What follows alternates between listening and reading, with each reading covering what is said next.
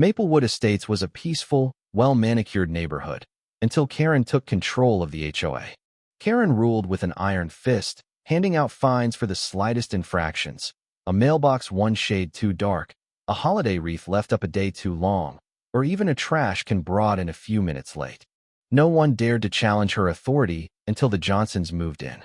The young couple dared to decorate their front yard with a small garden gnome, an innocent touch of personality. But Karen saw it as an act of defiance. Armed with an obscure bylaw, she ordered its removal.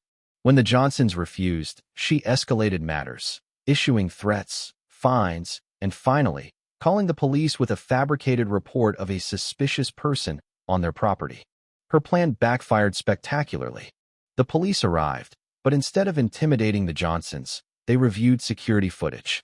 The video showed Karen peering from her window while making the call, watching the couple simply tend to their yard. When confronted, she stammered excuses, but the officers saw through her lies. Filing a false report was a crime. With the whole neighborhood watching, Karen was arrested. Phones captured the moment, and within hours, the video went viral. She became an internet sensation for all the wrong reasons. News outlets picked up the story. Social media dubbed her HOA Karen.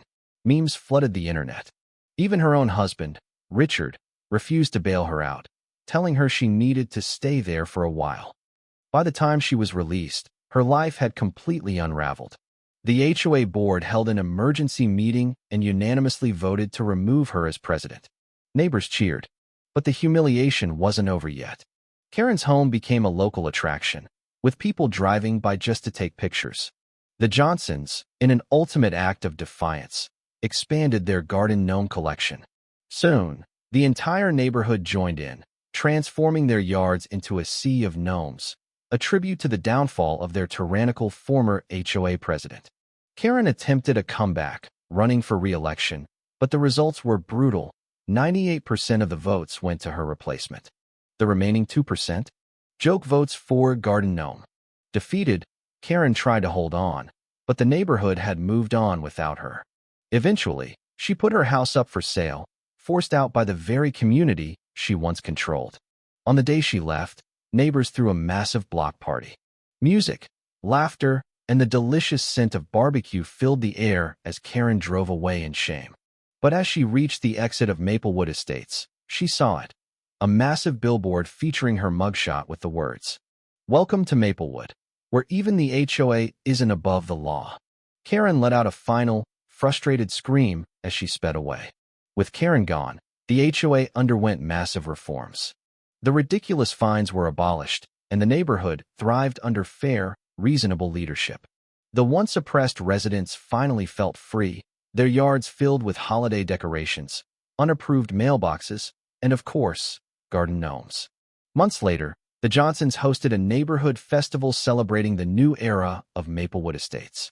The event featured games, food stalls, and a special gnome decorating contest that quickly became an annual tradition. Even the local news covered it, interviewing residents about the changes.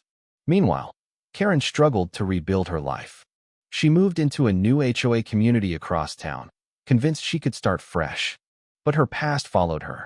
Within weeks, someone recognized her, and soon, her new neighbors learned of her reputation. HOA meetings grew tense, and people whispered behind her back. It wasn't long before she received her first violation notice for having a mailbox the wrong shade of beige. Her frustration boiled over. She attempted to reclaim power, lobbying for a position on the new HOA board. But this time, her neighbors weren't afraid of her. At the next election, she received 0 votes. Defeated and isolated, Karen realized she had no control anymore. Sitting alone in her pristine but empty house, she stared out the window at the new neighborhood, one that, ironically, now embraced the very same decorations and small freedoms she had once fought against. She had lost everything, not because of some grand conspiracy, but because she had refused to let people live their lives. And Maplewood Estates? It was better than ever. Sometimes, karma wears a gnome hat.